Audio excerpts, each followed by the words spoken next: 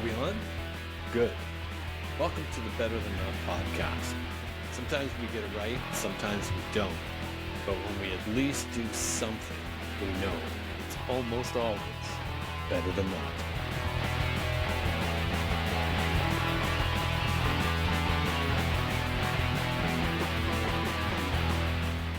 Hi there, and welcome to Better Than Not, the podcast that aims to capture shifting perspectives and thought-provoking ideas in conversation while asking the question, is anything what it seems?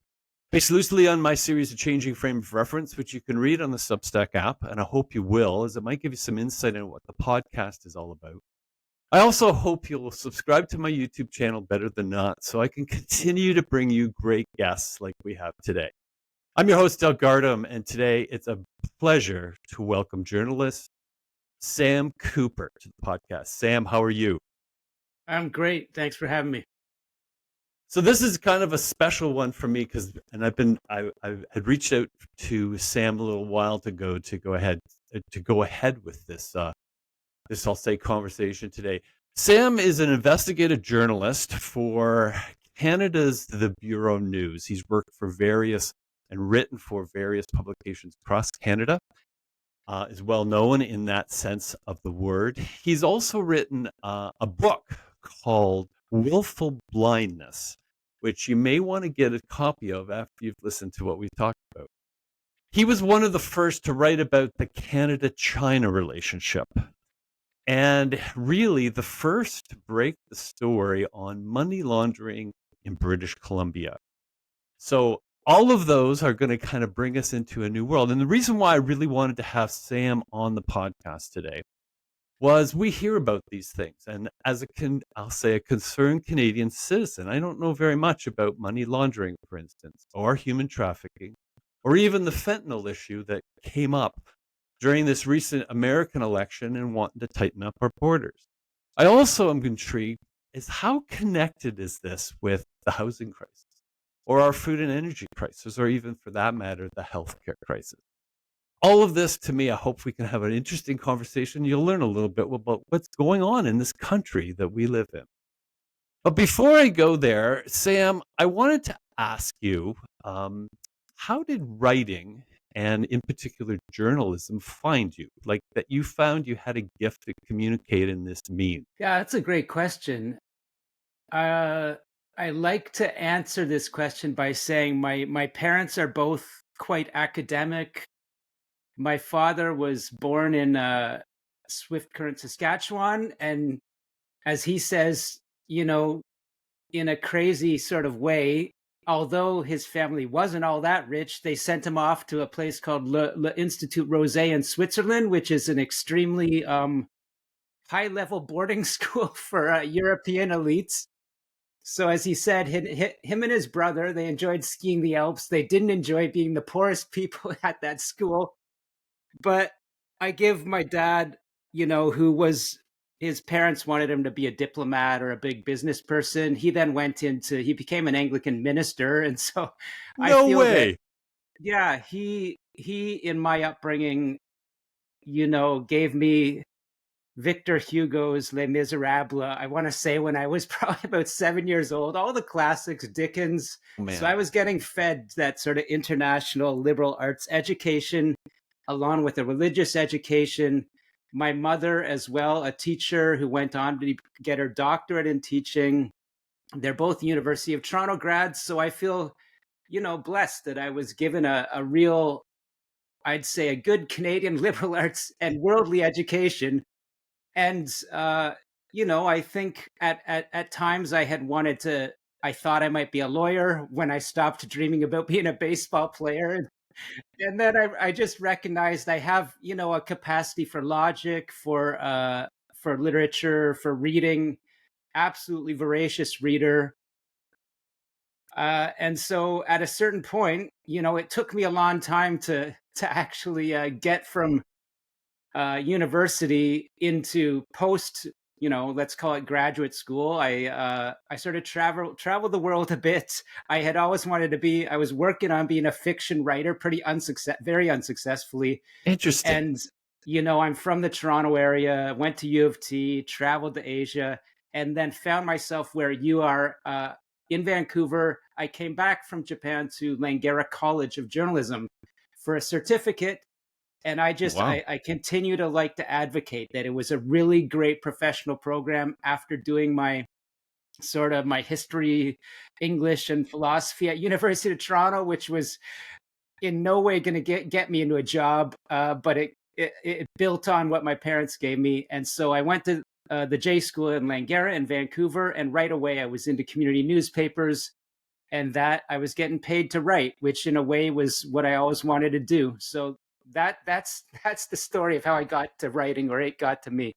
Well, that I was gonna say that is quite it's interesting the background even of your parents, like, that's quite broad, and to be sent over, like, into Europe to be educated like your father was is kind of amazing. So, as you go through this, how did you begin to find your way into this, what I call it, controversial world of things? And it really epitomizes this podcast. Things aren't what they seem.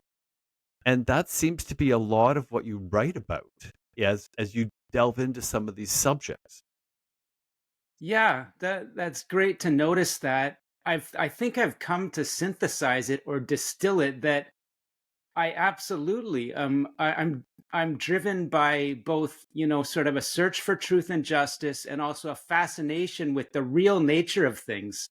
And so that, if I'm really diving deep and leaning on my philosophy degree a little bit, I had, as I said, a standard good education for Canada. I had the beliefs that we were, a strong and growing first world country. Yeah. And by the time I'm starting to delve into my career in Vancouver as a young journalist, right away, even in Langara Journalism School, probably my best piece of writing was delving into, a church in the downtown east side that was trying to treat addicts. So this is back in, Oh, wow. should be 2004. Okay. Already I was being drawn into what is really going on in the downtown east side, because as I recall the trajectory of my Canadian education, once I landed in Vancouver, coming from Toronto, of course I love the West Coast, but it just wasn't adding up what was happening. In As an outsider from the city who's now living in the city, I never accepted how off the downtown east side was. Something was very wrong, and yet people seemed to, at a large level, basically accept it. And Oh so, my goodness. Yes, exactly. that's what to that just narrative accelerator here from a young journalism student trying to understand at a very cub reporter level and do some good writing about what everyone else has tried to tackle through my years coming up Vancouver's daily news media companies to the province and Vancouver Sun. I start to delve into what is the real nature of the money that took Vancouver from, a good community based, income based West Coast North American city to this absolutely rich resort town, basically, for offshore wealth. And then to really shorten the story, I pulled together the threads of money flooding in from mostly East Asia into Vancouver, into housing, and I discovered how underground casinos and BC government casinos were the real nexus of how money laundering was driving into the west coast of Canada. And I tied that, of course, to the fentanyl overdose crisis and the heroin crisis in Vancouver, which has just been there for decades now. Well, it's fascinating because it's funny. I first really kind of heard about you after an experience in a bank. And during the last mail strike, I had to go in to get a statement. And my family is banking world, so that is an experience I know a little bit. But anyway, while I'm waiting, I'm watching tellers with the money counting machines that you see in the movies Mm. that are literally on their counters, and they're counting stacks of money. In And Vancouver. this is like, yes, in this area. And I asked my father about it, who is into the banking world, and that used to be kind of a task that you went behind the things to kind of hide what you're doing so that everyone didn't see it. And I said, "No, no, this was like almost every teller, and people were just going up, and I mean, it was really an odd thing." And this is kind of when I heard about you kind of breaking that story a few years ago, I thought, "Okay, can we get a little bit of insight?" And that's kind of where now it's like, yeah, I've seen Breaking Bad, we've seen the movies, we hear the terminology, but what does it actually mean? Like, how does it? Because I feel like it's kind of right under our noses, and yet when I talk to people about it, it's just, well, that's what it is. What are you ordering at Starbucks? Like, it's, Yeah, you know, and you that's why I'm know, intrigued to say, like, how does that fit together in that sense to better understand what this is?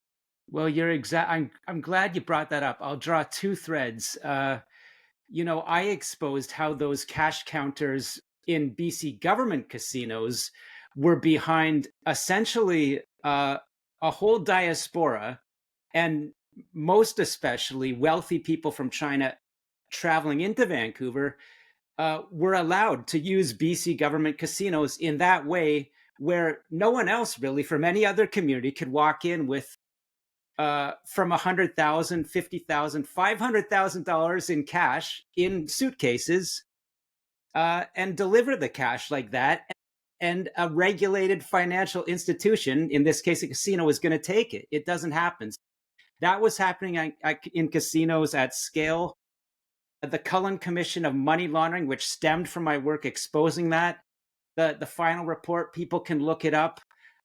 Justice Cullen tabulated that in 2014, which was the peak before it starts to get exposed through mine and others' work, 1.4 billion in large cash transactions went into BC government casinos, mostly Richmond, BC, which was the epicenter, and all connected again to these diaspora underground banking networks.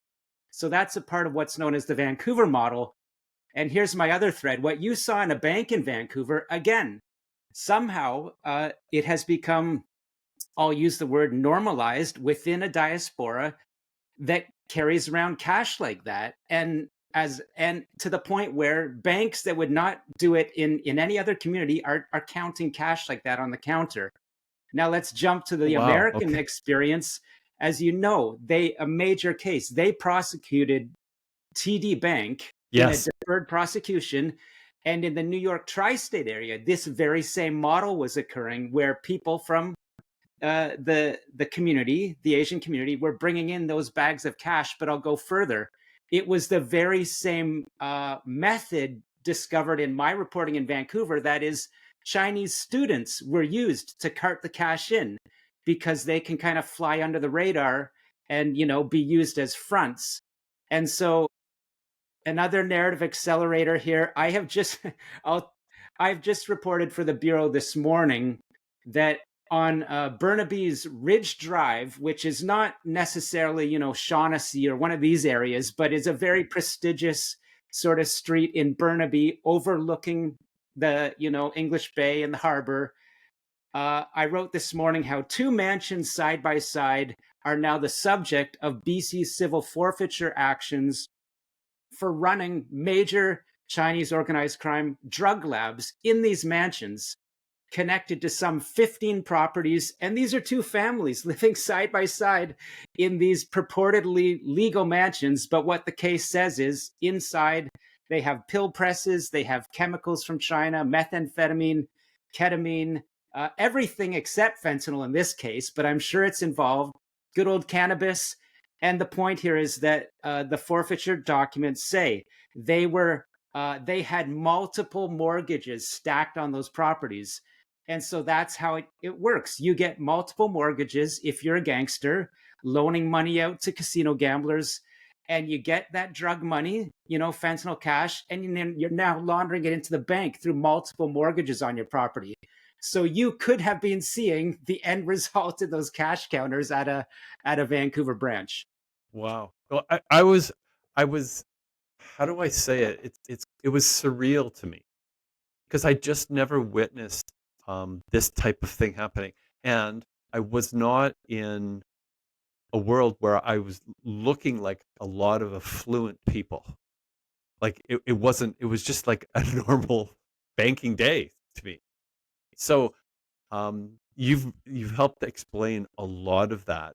When when a person's seeing this, Sam, how does it work in a real simple terms? Like we kind of think we're bringing um, I'll say reams of cash in, and it goes into the system, and no one can find it. Can you explain that a little bit more as far as how that works? Yeah, it has really evolved from when I exposed the Vancouver model at the Ah, Vancouver Sun back in 2017. So I'll start with that version and I'll tell you what the US Treasury now says in major reports. wow. Okay, so the Vancouver model is uh, drugs or fentanyl precursors from a Chinese factory are sent into organized crime in Vancouver. They press up that fentanyl, as I've just described, maybe in a mansion on Ridge Drive or in Richmond or Shaughnessy, uh, and they have labs within homes. They create the pills, whether it's ecstasy, fentanyl, that is counterfeit opioid pills. They deal them. It goes to Yep, the yep. downtown east side. Addicts give over their welfare checks and hand some cash into the dealer's hands, the street dealer. That cash is now collected, whether it's Mexican cartels, MS-13 from Latin America, the Hells Angels. I'm talking about, the Chinese triads, Middle Eastern organized crime, good old domestic Italian, who's ever dealing it in the downtown east side. That cash is collected by the street dealer. And now this is where it gets very interesting. Chinese international crime has taken over money laundering for all organized crime in the Western Hemisphere, probably the world. They collect that cash from the other gangs, it goes into a warehouse. And as my work exposed in 2017, that could be a cash warehouse in a Richmond office tower that's Oh, wow. purportedly a legitimate Vancouver business. I exposed one that had bulletproof glass on the third floor of a Richmond office tower. This is a brokerage for drug cash from all these gangs. And then that, again, the broker lends it out to the wealthy person from China traveling in, or lends it out to the student at UBC from Beijing, so that they can get their tuition paid with drug cash that's being laundered. They can buy a home in Shaughnessy or one of these private English language students companies in Vancouver that provide apartments to students. So, without getting too complex, Chinese organized crime that has connections to the Chinese state has taken over those pools of drug cash and is now moving it around the world, whether it's back to China, whether it's down to Latin America, reverse. It gets more complex, but that starts to show you that basically China has taken over the origin of global drug trafficking, which is very chemical based now. So okay, everything from Wow. methamphetamine, ecstasy, LSD, heroin, people might not know, has a lot of chemicals in it. Now fentanyl. China's behind that. They're helping gangs worldwide take part of that, and they're collecting the cash and laundering it in very complex ways. And so my reporting started to delve into that. It became known as the Vancouver model. But within the past few weeks, the US Treasury has come out, with detailed reports saying exactly this model across the Western Hemisphere. And if I want to step back, when President Donald Trump is slamming Canada for lack of, Yes. cooperation or Yep. prosecutions on fentanyl, they're not just talking about fentanyl coming across the northern border. They're talking about a whole system in Canada of this type of money laundering that our justice system in Canada really has a lack of capacity to tackle. Okay, because I mean, recently, I think I heard, and what's so hard today in many ways, Sam, is what's real and what's not when you hear these things flash on our scrolling of our phones.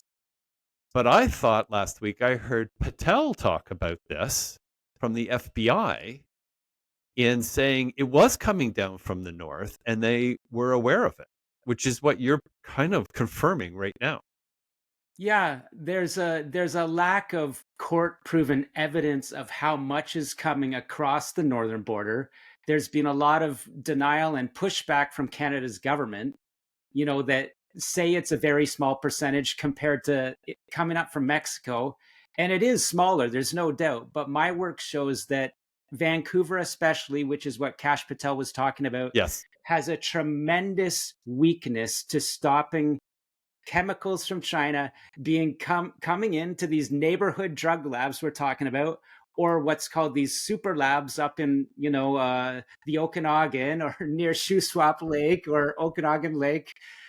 Falkland was the biggest quote unquote super lab ever taken down in Canada. Something like 95 million fentanyl pills could have been produced there. So what I'm trying to say is from these neighborhood mansion drug labs I've described in Vancouver to super labs out in the mountainous areas, Canada just has way more production capacity than is being consumed, even in what I call the death zone, unfortunately, in the downtown east side. That kind of consumption is now across the country, but still we are an exporter. And so do we know the exact amount going down into America? No, we don't. But do we know Mexican cartels are on Canadian soil working with these Chinese elite networks? Yeah, we do. No, that I mean that gives a really good picture of what's kind of happening. So if I'm if I expand this a little bit more from what I'd originally said, we have been through a pandemic now. Lots of things were blamed on the pandemic, but many people describe it today as a housing crisis for many. And that crisis can be looked upon as at one time we have a shortage of houses. When you look at the condo Vancouver, condo Toronto, it looks like we have a surplus of, Yeah. of living space in the Yeah. world. We have an unprecedented, seemingly, amount of rental buildings being created, especially in BC. Um, is this reflective of what you're describing of these enormous sums of money coming in and raising almost artificially the real estate world? Like, do you see a connection there, Sam? I believe so. I've been looking at this for over 10 years now. And my theory and thesis that I can't disprove myself, and I believe is true because there's no better explanation, is that underground banking, so this system I've described Hmm. from China, from other nations, Iran, the Middle East, Latin America, Sri Lanka, all people of wealth around the world, and elite organized crime from around the world knows that Canada has very weak laws to combat this financial crime, and has been flooding money in and using Canada as a drug money laundering hub, especially Vancouver, Toronto, Montreal, for decades now. And so I can point to the data points, focusing on Vancouver and Toronto. I'm referring to big studies such as this U.S. Treasury study. I can link that to a Canada FinTrack or our financial intelligence study that describes these networks and methodologies actually evolving during the pandemic to where the casinos were shut down in Vancouver so that they started to use, students, housewives, managers, fake buyers of homes in Toronto were now, running money through banks. And again, the Chinese transnational networks taking care of this professional money laundering for all elements of corruption and organized crime and using the cities of Vancouver and Toronto. So I calculated based on, industry data points, various law enforcement studies, the Cullen Commission, which I've just talked about. Hmm. Remember, 1.4 billion in money laundering in 1 year. And so real estate had to be 10 times that amount. So I picked up a bunch of data points. And to quit rambling here, basically, I've calculated Vancouver and Toronto in the past decade should be a solid estimate is $1 trillion in money laundering into those two Canadian cities using these underground methods. So I believe that's what's pushing the housing prices higher. I don't believe it's lack of supply because, as you know, you can walk through both those cities and see empty condos, right? It's incredible, actually. Yeah. In So fact, that, I'm kind of amazed. Like I have this saying about boots on the ground, and this is why I mentioned you about being beneath our noses. I mean, I just recently saw a report come out of Vancouver about the number of houses that are vacant in the Vancouver area. And I talked to someone in Toronto, and they're making the same comment about walking a neighborhood and the number of homes that don't have anyone living there. yeah, And you're backing that up with what you're saying. it's crazy. And, so a lot of these homes may be owned by one of these foreign money laundering networks or by, as the US Treasury says, these Chinese money brokers will sell tuitions and sell houses to foreign students who, of course, may visit once or twice, but their parent who's laundering money from, Shanghai, Beijing, whatever, is the end owner of all these unoccupied units in North America. But I'm saying proportionately, Vancouver and Toronto far beyond anything in the United States. And that's an economic risk, it's a national security risk. Yeah. And I believe it's what sort of chased people of my generation out of Vancouver because I left that city with my family for greener or more affordable pastures. And I think there's a knock on effect throughout Canada now. So, Yes. I mean, yeah, I think you're right. Boots on the ground is great. Walk around one of these cities and walk through a big condo at night and see if the lights are on or not. That's just a good baseline check. Well, again, walking around, it's like how many empty balconies are there? It's like that's another indication to me. Yeah, Nothing's on the balcony, nobody's there. no And garden plants out there. and it's just intriguing. So when we looked at, I would like to get to your book as well, but the other part that I wanted to say is with what you're finding out and discovering, you've already talked about taking like you talked about the Cullen report, you talked about some of the things that your findings are being taken by some of the US world. Is there something like, are you seeing, I guess I call it a glimmer at the end of this tunnel of what you're revealing? Because you spoke early about truth. And I'm really beginning to feel that there's a sense that people want truth. They're really tired of this rhetoric, this is what it is, but when I look down, that's not what I'm living. And with what you're uncovering, I mean, this is huge. Are you seeing anything that says a glimmer that this might shift, this might change? Well, here's my answer. So in 2021, when I wrote the book Willful Blindness, in the Mhm. end chapters, I said, here's some recommendations. Lax racketeering laws, which there's something called the RICO Act in the United States, which, to make a long story short, Sicilian or Italian organized crime was taking over American cities, and not just underground crime, but corruption taking over industries, getting into politics. They got something called a racketeering law where they could attack those structures very broadly, and it worked. Canada lacks that, so we need that.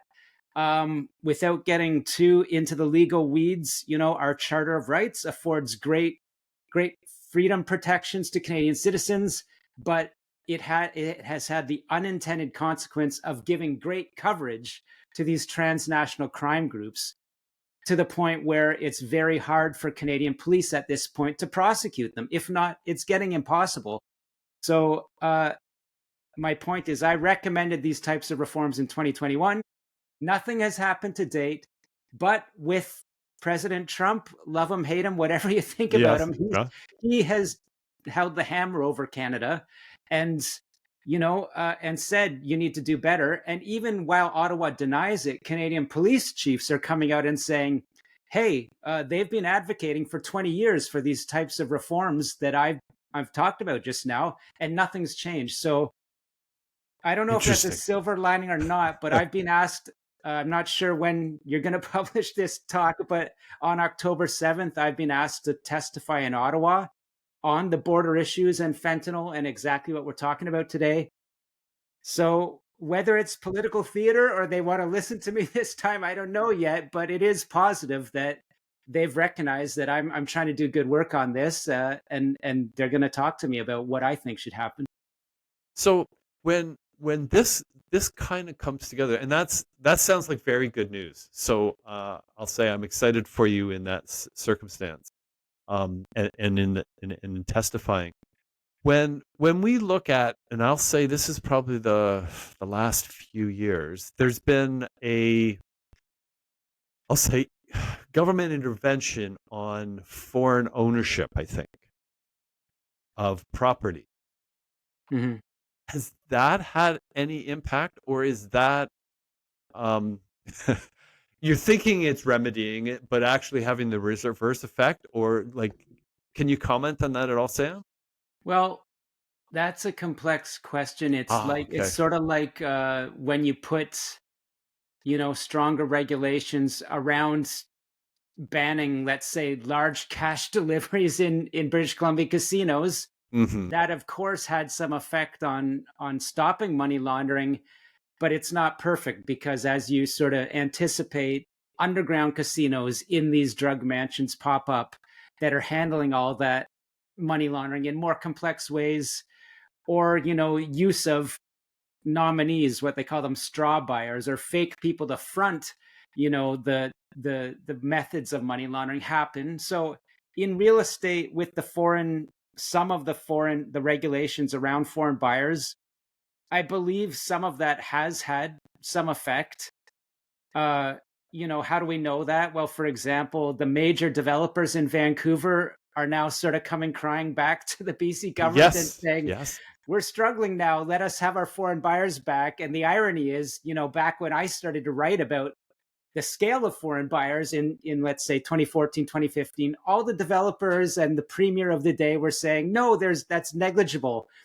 It's even racist to say that foreign buying is influencing Vancouver. So I guess my Oh, my short interesting. point here is that any regulation helps, but it has to be sort of holistic within stronger laws, because regulations in themselves, transnational crime is unbelievably corporate and sophisticated. We'll find a way to get around that. And just as an example, uh, we're not just talking about units, we're talking about organized crime entities building whole developments, whole condo towers in Oh, Canadian cities. And, it may have been easier in the past for actual known criminals from other countries to do that, but now they can use fronts who are, established business fronts in Canada that don't have any charges or history attached to them, but they're running money for these more ominous people from other countries. wow. No, that is the crazy. I'm going to switch gears a little bit here because I'm really interested in going back to, you mentioned East Hastings, and in when you were working early on and finding out where much of this narcotic drug world was happening. When you saw what was happening in, I'll call it ruined lives, for lack of a better term, how did that deal with your because you've talked about truth already, and even your upbringing. Obviously there's a lot of humanity in your world. How did that impact? Was that kind of a driver as well for wanting to pursue this, I'll call it truth and correction to crime? Yeah, it was definitely a motivator. Part of it was, I mean, it just on a human level, it's difficult. I could never accept seeing people living like that. And I remember back, let's say around 2005, 2006, people would kind of say, yeah, it's bad, shrug their shoulders, but say those people are just harmless, or, there's no violence connected to that. And that may have sounded true, back in that time Hmm. period, but people weren't seeing the lethal drug traffickers killing those people behind them. And beyond that, the public disorder has just, as I thought it would, snowballed throughout the years to where, for a person under the spell of addiction, you can't treat them like they don't have any responsibility. These people, they're not in control, but they're running around stabbing people too. People are dying that have no connection to the drug world, right? And so Mhm. there was always this, I found this sort of government policy of believing they could contain whatever that the drug consumption within that area, but it's just, of course, it's spread across the city and it's spread across the country, as I've found, as I now report across the country. And so the humane level, the absolute, just, I couldn't accept that what was accepted policy, they used to call it the four pillars, Mm. enforcement, harm reduction, et cetera, et cetera. And you come to find out enforcement isn't a pillar, right? Yes. To the point where, as you know, they then introduce safer supply, where they're giving out, and Yes. in various levels have been for years, they're giving out opioids. And as you could have predicted, organized crime comes in and takes that government issued opioid and uses it for their supply. So I thought way back then, 20 years ago, nothing was working, and it's a path that's doomed. And I think I was pretty much right. So that early instinct was like, let's report on this in a humane way, but there has to be solutions because this just isn't working. And whatever was described as the strategy didn't make sense to me. No, I can't applaud you enough for your good work here. Like it's amazing because this is not easy to do either, no doubt. But as you did you have any idea the level to which you were like pulling back the veil, so to speak, of what was going on and what's even further developed? Did you have a sense that this is a big thing, or was this kind of, well, this is something that's not good, but I think we can fix it? That's a great question. If I'm going back in time, just the scale of that open air drug market and death happening in front of your Oh, eyes, yeah. I'd never seen anything like that in North America. Probably the Western world. People say San Francisco kind of approaches that. Maybe it did back then, but I don't think anything approaches Vancouver. So again, as a Canadian and coming from, Ontario, Hmm. it just didn't, we had nothing like that. So this was off the charts. And yet, in some ways, it did seem contained. And then you had all the wealth surrounding it. And so I did know that there's some scale there. And I'll say this, as a young reporter, I had watched the US subprime crisis and economic explosion and the Mm. real estate that was Yes. just the another form of fraud I watched. And I was very sort of like interested in financial reporting. And so now that I'm going back in time, I definitely had in my mind something in Vancouver with the real estate prices that don't match local incomes, the tremendous wealth, all the foreigners, people like me being priced out of the city. There's a massive criminal fraud going on. So I need to understand it.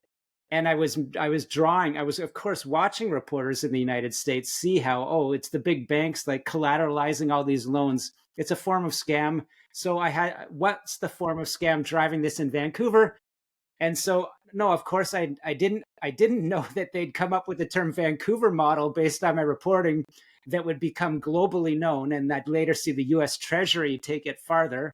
But I knew it was something pretty big and pretty. It was a problem.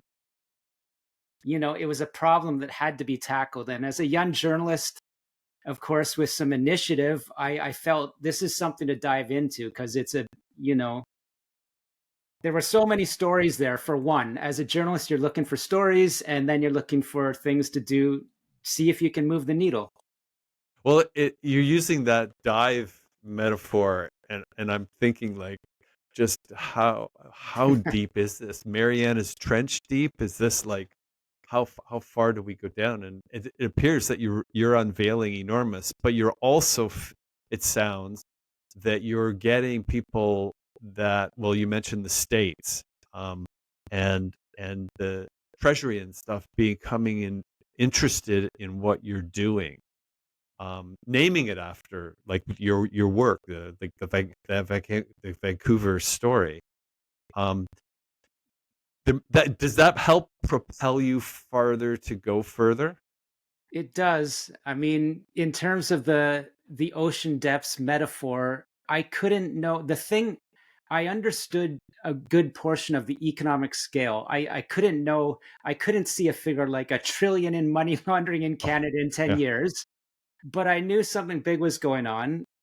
I had made the comparison to the US subprime and how that dashed a lot of American dreams. I realized Canadian dreams are being dashed, but I could have had no idea how deep the corrupt political corruption and institutional corruption and business corruption I'm alleging in Canada's government and British Columbia, how deep it goes. I couldn't know if I'm really thinking about it, for it to get that bad in Vancouver, there had to be people that were turning a blind eye. And the title of Yes, my yes, book's Willful Blindness. But yes.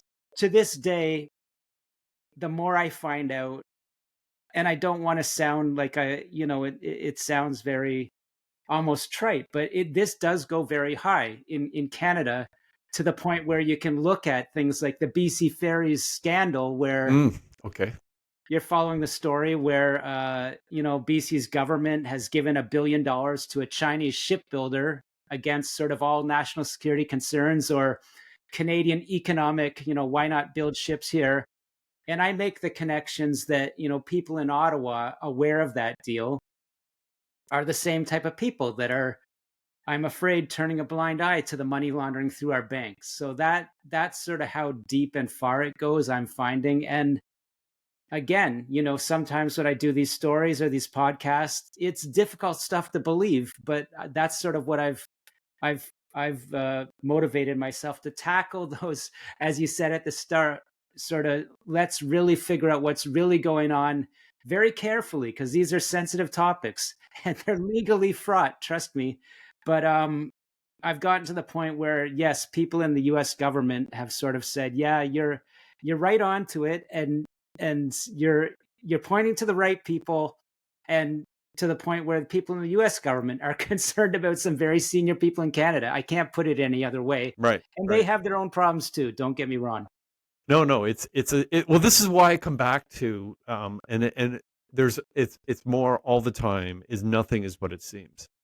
And it just this is such a great conversation and topic because this is really not what it seems. Like and I think we get to play a blind eye because we all have our own mortgages, where we have our own rents to pay, we have our things that we got to do, our car payments, all this. It's enough just to keep our heads above the ground or above the water.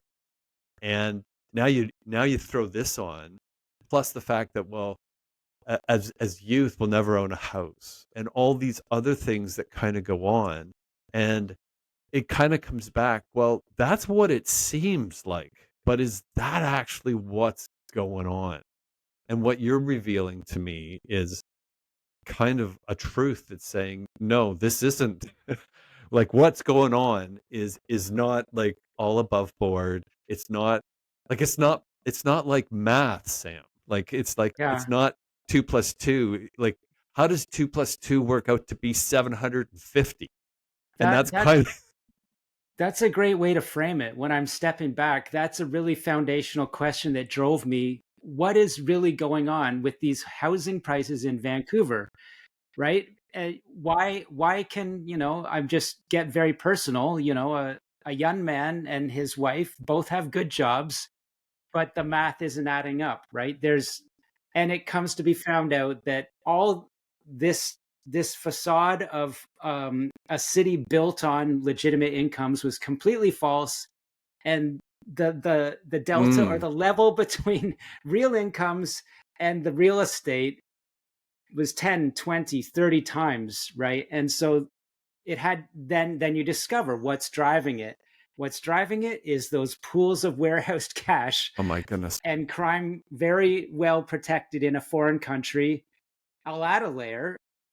There are some people that thinks there's a strategic element to China wanting money laundering to be washing into Vancouver, wanting to have their proxies own larger parts of the city for reasons that then get into sort of national security and espionage. So Yeah, it's the ultimate mystery story, and it started with why can't, people that pay their taxes and work during the day Yeah. own a house in Vancouver?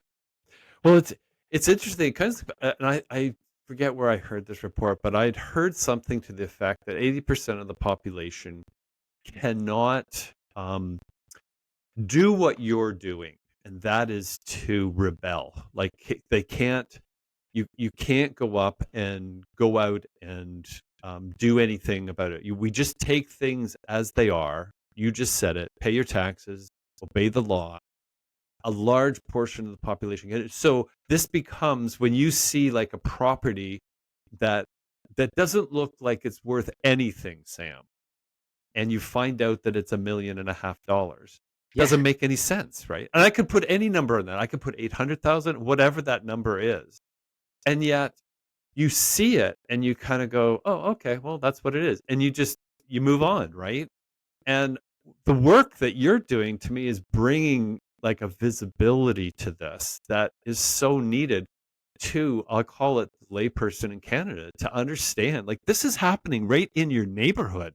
This isn't like somewhere distant. This is like right here. yeah. No, And it's something that I always come back to, that the lack of housing supply, Canadian bank lending just doesn't describe it, because other countries have, you know, supply and demand issues, but they don't have the same housing prices that we see in Vancouver and Toronto. So there had to be an X factor. And going back to the start of our conversation, it is how a proportionate diaspora has normalized the carrying around of drug cash, and our, financial institutions, politicians have turned a blind eye to it. In a nutshell, that to me, that explains our prices, and I just keep coming back. no, and that's fair. So I wanted to come back to your book. So when I think of willful blindness, it's almost in a way it almost seems biblical to me. So it's interesting that your father was an Anglican minister, you said, because it's one of those things that like the title is like it's intentional. Yeah. We're like, well, we know that it's there, but we're just not going to see it. What prompted? I mean, I know like you're as an investigative reporter, you're reporting into current the newspaper, that kind of world. What prompted you to write the book? Well, uh, it started with my reporting and digging into Hmm. the Vancouver model. And actually, there's a fella from Australia, a former police officer. His name was Ross Alderson, who worked as an anti-money laundering official for the BC Lottery Corporation, and had been reading my reporting on my trying to discover real estate money laundering, and pointing to various, let's just call them big names from outside Canada. And Ross came to me secretly and said, "Yeah, I've got documents pointing to those names in real estate that you're writing about at the province." And he said, "We should talk about this casino money laundering." And so, long story short, the records that he, risked his career, and he lost his career eventually to deliver to me, helped me, break those stories. And one of the documents said, British Columbia Lottery Corporation could be accused of willful blindness for Ah, allowing these massive cash transactions. So I said, wait, that really captures it. And does it go beyond BC casinos to Canada's sort of whole Asia Pacific trade strategy, or our banks turning a blind eye, or our MPs in Ottawa, making deals with China that are going to go south when China becomes an enemy, etc. And so I did take the larger legal and moral concept of willful blindness that had started with the BC Lottery Corporation document, and I applied it to Canada's economy and political class, and said, yeah, that fits what I'm seeing. okay. So I say I'm alarmed in a way, Sam, but in also a way, it's like when you have chance to observe things and they don't make sense. And you kind of alluded to that at the beginning in what our conversation is. Um, you start to put fact with this this situation. You start to put information that is traceable, that is real, that it's happening. Um, as this is building, as I started with a concerned citizen wanting to understand a little bit more of what's happening in our country. Yeah, like we've always Canada is a beautiful country. We love it. We have a standard of living that's unbelievable. We really don't. And you've traveled the world, you know that. But now we find out some of this stuff is okay. The Shangri La, so to speak, is maybe you use the word facade.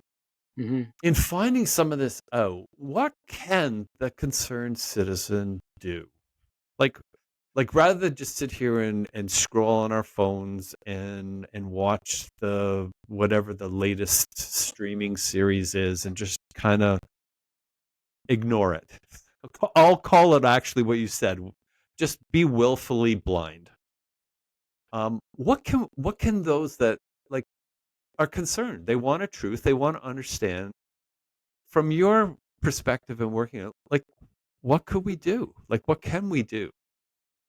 Yeah, first of all, I think we're in a new era where podcasts like your own or independent journalism website like my own, The Bureau, after having worked in, corporate media for 20 years with technical innovations, I had the capacity to much more easily than in the past, jump into transition very well into a new uh, ownership model where I can very easily publish my work. I can work with, in a nutshell, I can become the controlling mind of a journalistic entity that can have international reach. And I'll put it this way, I did some good work at the Vancouver Sun, but it didn't escape my notice. And I wrote about it in Willful Blindness that the two biggest condo developers in the city, I was told by an editor, had tried to have me fired because I was right. So that points to the problem. Who pays the bills, the ads for these companies? Who Mm, controls a lot of the narrative in Canadian media? yeah. It's not conspiracy thinking to think that, corporate interests that are willfully blind can limit the information. But in this era with podcasts and independent media, trusted, more Canadians can be informed. And I'll use the fentanyl example. I mean, our national newspaper and our national public broadcaster are both downplaying, Canada's purported fentanyl exposure when I'm pointing to data points that say, "Hey, I'm a Canadian, but we have a problem, and I don't have to live in Vancouver and look at all the death to tell you that, Mr. Ottawa reporter." So, look, what I'm saying is through podcasts and through media such as my own, more Canadian citizens that want to access, independent media and conversations can get educated, can then go, wow, that's some bold and fascinating talk and reporting. Let me look into it myself because I'm Mm, starting to get concerned that, maybe Donald Trump isn't just purely making up lies that Canada not good on fentanyl.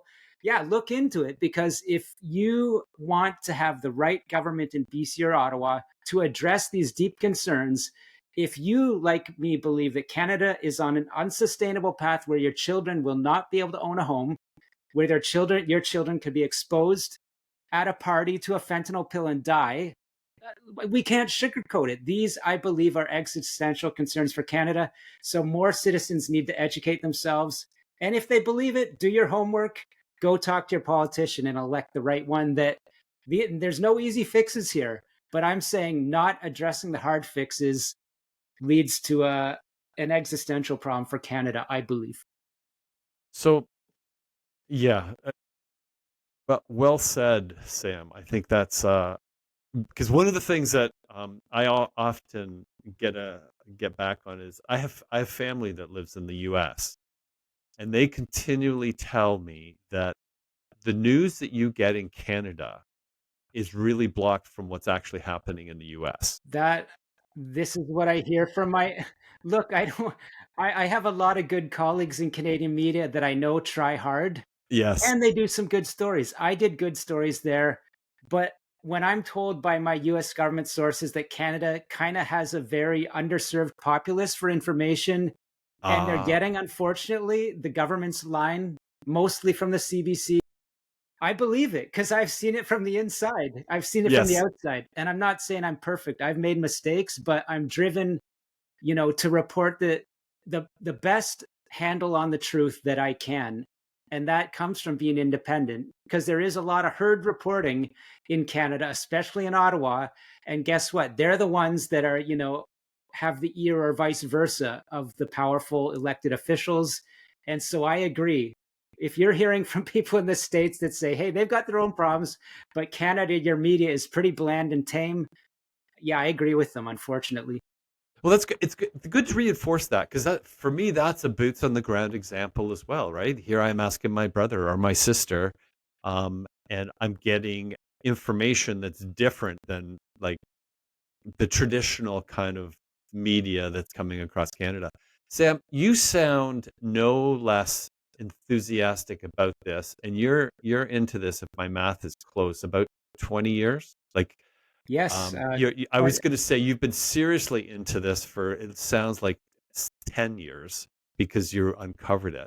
So I But started at 2004 at Langara College digging in, and then, yes, I community news, Vancouver province in 2008. So yeah, I've been in Canadian mainstream media for 20 years and started my own shop here. So yeah, it's getting into 21 years now. And if and you were you're going to no say you seem as motivated as ever, um, yes, I'm one, energized by, as I said, the freedom to pursue the stories that I believe are important and have international reach through this technological amazing eh, period that we're living in. unbelievable. Yeah. And look, I want to give credit to corporate media. I worked with the best lawyers, the best editors in Canada. And once I had learned enough that I can become a controlling mind and compete with them, yeah, that energized me tremendously. You would not believe how much.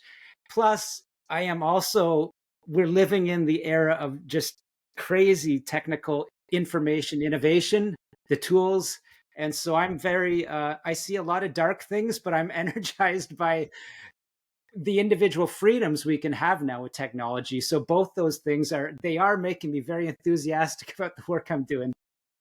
No, I mean it very much to me very much sounded very evident. So this you said on October 7th you're being called in to to testify. Is this a milestone for you? Well, One of many, I'm going to say, I but do mean, you see it as this how do I say it? No, I'll call it a milestone. Do you see this sure. as I'm being heard, my work is I'm doing good work and Yeah. I'm getting recognized. I take it's an affirmation. I take it very seriously that my government has asked me to testify. I've been told by a number of people that these committees end up being political theater and change doesn't happen. And yet, look, they have recognized that myself as an independent journalist with a different perspective than the CBC or Globe and Mail, I'm being asked to testify. So they're recognizing I'm bringing information to the table that may not be what Canadians are mostly hearing. So, of course, I'm going to answer that call. The milestone, I was asked to testify in 2023, very memorably, about my reporting on the foreign interference story when I was with a national broadcaster and had led the way breaking stories about how a number of our members of parliament allegedly were favored candidates of China. And so I was called to testify. And I'll tell you, I mean, it didn't go exactly how I thought it would because the party that was most implicated, all of their people on that committee started asking me very aggressive questions, and I was a little taken back. So I mean, this is serious stuff, and Yes. I wasn't too bruised up by that appearance that I was going to say no the second time around. So I'm looking forward to it. No, no, that's amazing. I was going to say I really want to have you back for another conversation because there's so many things here to really talk about, but kind of in wrapping up this conversation. because we've been at it already for a little while. Do you have anything that you would like to tell, I'll say the audience, the common person who's living in Canada today? They hear a little bit about this stuff, but they've got a family. They're working hard. You've already kind of described them. They've got good jobs, or they're working hard. They're trying to put it all together. They want to do the right thing. Do you have anything that like you'd like to end with that might speak to that type of individual? They're looking for truth. Yeah, the truth is, and I won't sugarcoat it, it takes the capacity to question your government and look around you and say, "Hey, I'm working hard and I'm not getting ahead. I'm starting to fall behind. I'm already behind what my parents had achieved a Mm, generation ago. What's going to happen to my children if I keep going on this trajectory? The harder I run, I take another job and I'm not advancing, right?" mhm, And so mhm. that is not unpatriotic or somehow, wrong to say, "Hey, look, what can be changed? What are the levers?" So take a step back, do your homework, don't dive into conspiracy theories. But Yes, yes. if someone's reporting something that sounds, you know, off the bell curve of what CBC is reporting, still you should dive into it and do your homework. And I'm now pointing myself if I'm saying your housing price is driven by foreign organized crime that's taken over money laundering for every gang in the Western Hemisphere, basically, which is what the US government is saying, and they're based, these these networks are based in Vancouver and Toronto. I'm saying logical thinking shows you that if you had some suspicion that these housing prices aren't real, there Yes. is a basis to that. So take a step back and, I'll take one even giant leap back. There was a report came out by another independent outlet called Blacklocks in Ottawa that does deep dives into obtaining government documents. It was a report from Ottawa that pointed to a dystopian future for Canada, and it basically said what I've described. It said Canadians are starting to be concerned that their economy and nation's going in the wrong direction. The let's say the most accomplished or wealthy of them may start leaving the country. In a dystopian 10 years, people may be foraging in the forest to supplement, what's in the refrigerator. This came from a government document. It basically, the basis of it was forecasting a potential worse future for Canada. Is not just alarmist. It's not coming out of left field. This came from Ottawa. Again, it was a prediction of what could go wrong. And so what I want to say is, I mean, the only silver lining here is that you can't just sit back and say, okay, Mm, things are going to get better, because they always do. As a citizen, you had to do your homework, find that report I just talked about and say, hey, maybe this needs to change the way I look at democracy and the way I engage with my politicians.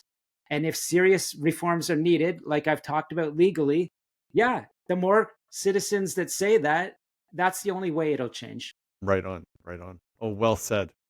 Well, those are great words to wrap up with, Sam. I can't thank you enough for joining us here on Better Than Not, Sam. I hope we can have you back again. I'm really interested to hear about you being called on October 7th, to testify. I think that's a mark of, someone is listening. And with that, I was going to say, I think we'll wrap up. I thank you for listening today to Sam Cooper. Pick up his book, Willful Blindness. I think I think what you'll find there is very interesting. You can find him on X, and I think you're going to find some really interesting things that, oh, things aren't quite what I thought they were. And you're right. With that, Sam, thanks again, and bye for now. Bye. Thank you.